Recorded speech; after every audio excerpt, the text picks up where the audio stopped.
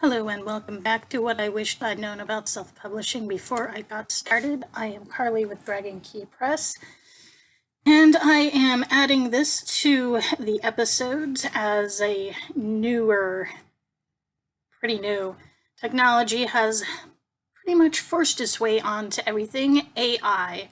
It is literally everywhere, and it is being incorporated into pretty much everything, and has been for a hot minute if we're being honest. But now it's invading creativity with its instant art and instant writing and blah blah blah blah blah. And it's actually just absolutely bonkers, just how crazy this is all getting. I don't even have words for it all. For those who don't know, I also write fan fiction, and one of the places I post my fan fiction is at the Archive of Our Own, or AO3 Fanworks. But they are in team with the transformativeworks.org, which is a nonprofit organization. And what they said about AI is actually rather concerning to me, because basically it is an unfortunate reality that anything that is publicly available online can be used for reasons other than its initially intended purposes. And in many cases, AI data collection traffic relies on the same technologies as the legitimate use cases above, which include data scraping. AKA, they basically take anything online that they jolly well feel like and use it to train such AI as ChatGPT, etc.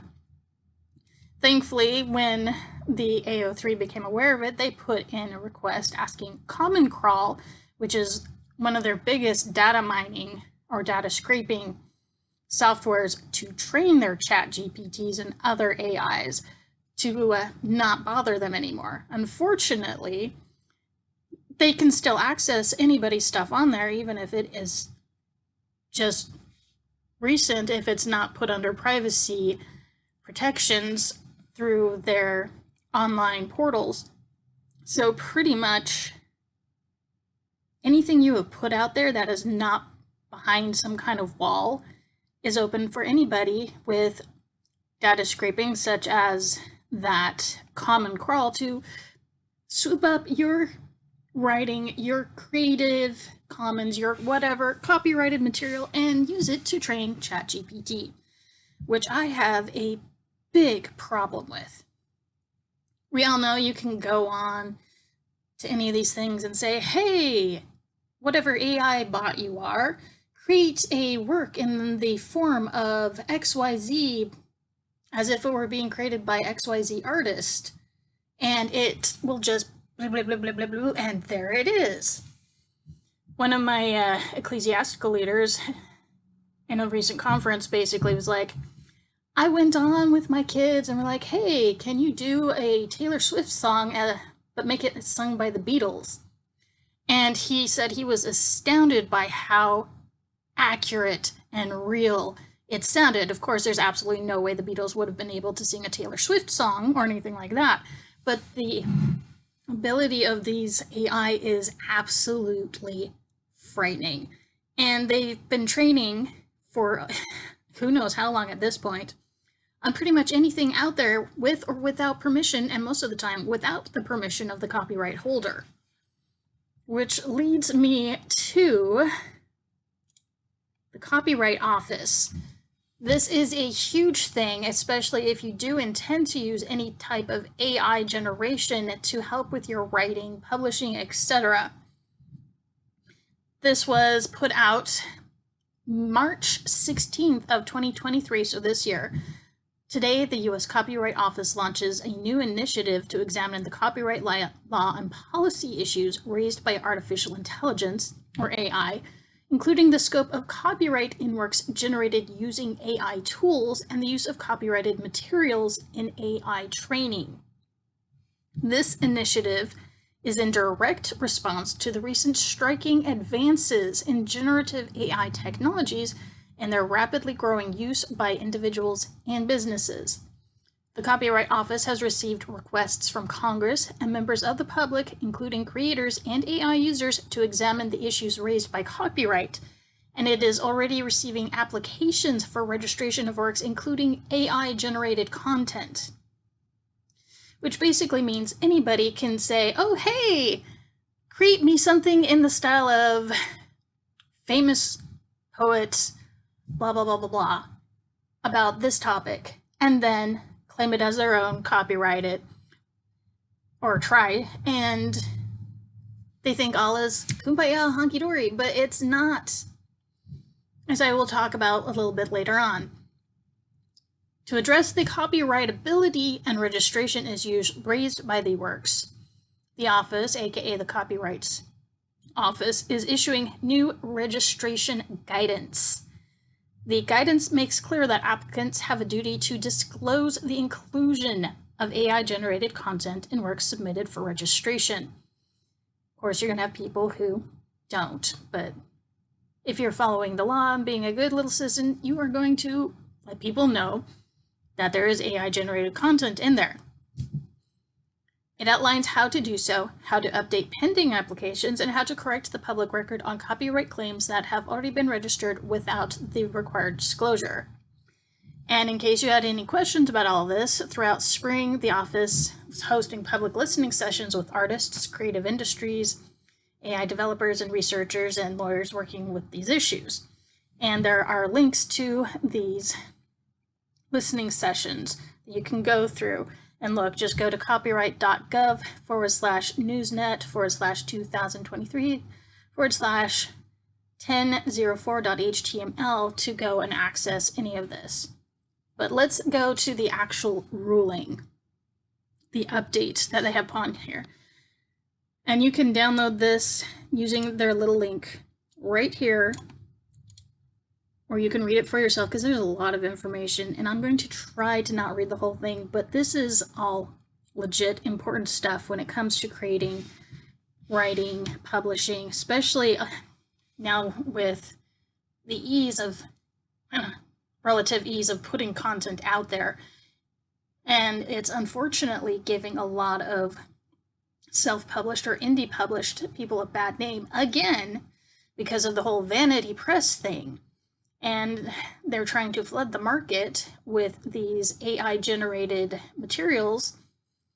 And sure, they may be grammatically correct and in the style of blah, blah, blah, blah, blah, but they lack something that the Copyright Office has deemed for decades fundamentally necessary for it to be considered copyrightable. In the office's view, it is well established that copyright can protect only material that is the product of human creativity.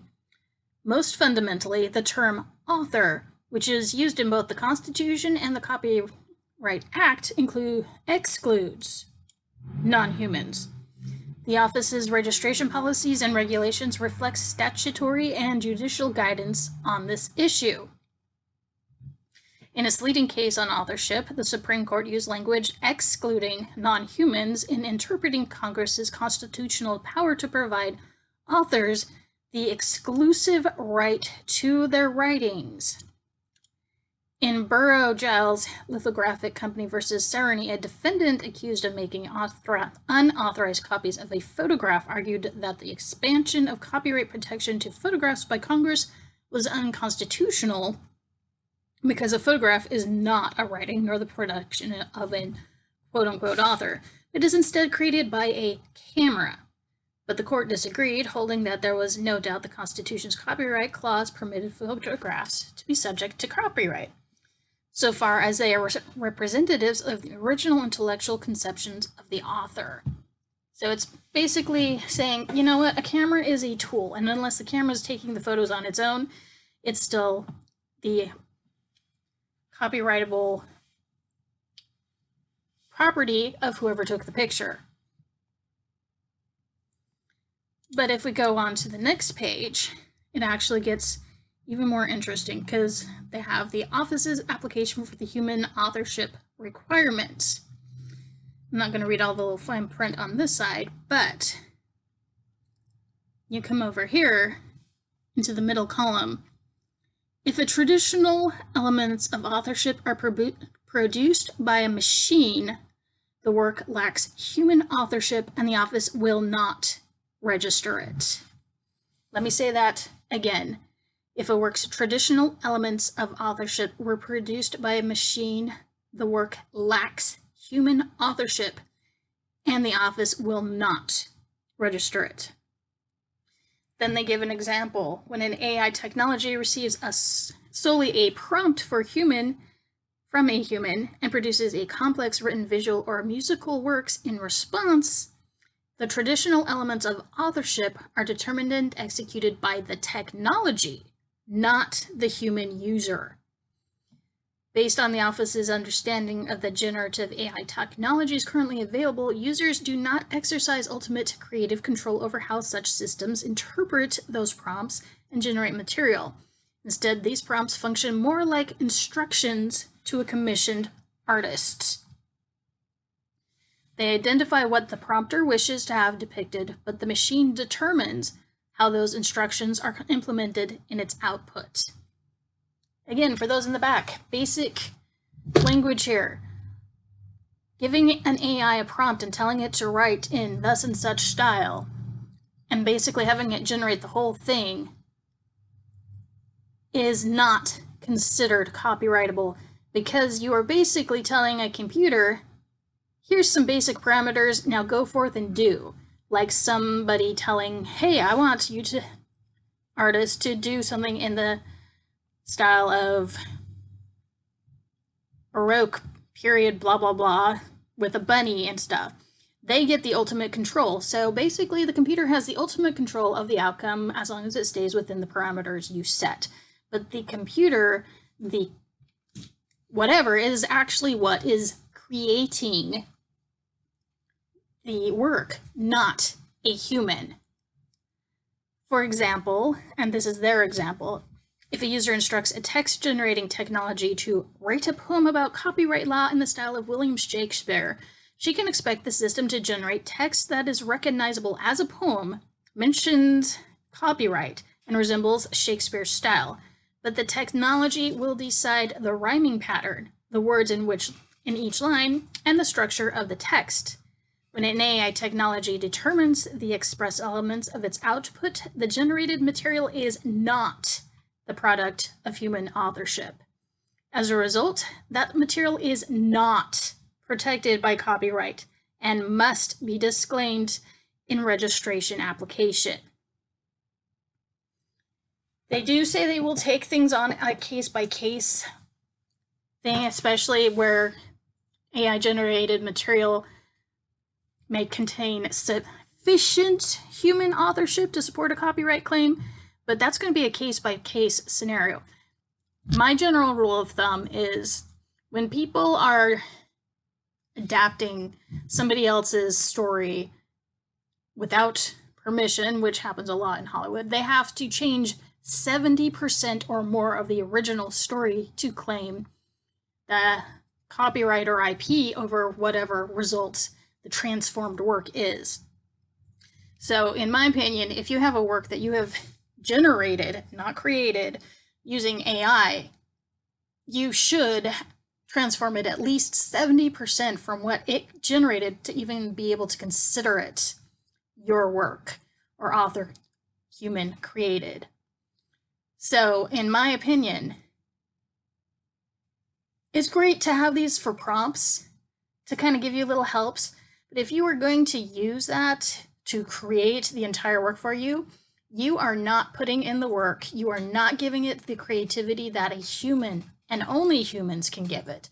Sure, it may be technically, grammatically correct and imitate the style of somebody else whose work was probably stolen by it to be trained on, which has its own moral, ethical ramifications, but you are not the person who is actually creating it. It is done by a machine.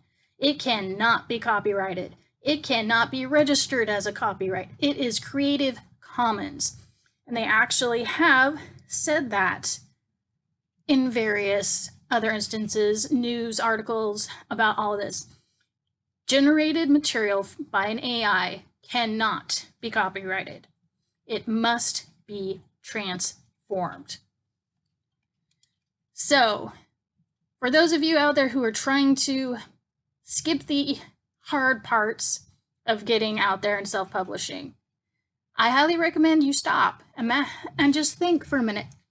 Sure, your product out there may be grammatically correct, no grammar mistakes, technically correct, but you're also taking out what makes creativity creative, the human element. You are giving indie creators, professional creators, every creator out there a bad name because you are taking away the one thing that fundamentally makes us all human, the ability to create. So for those of you who feel like they are just taking that away from you, and I am one of them, keep fighting to keep the human in creativity. It's going to be hard. It's going to suck because everybody's like, ooh, fancy new tool. We must play with it. My life suddenly just became easier. Look at this AI thing I created. No, they didn't create it. They gave it a prompt and sent it off to do its thing, and it spit out something. It's no better than saying, hey, here's a complex algorithm in a computer that solves complex algorithms. You did not solve it. The computer did.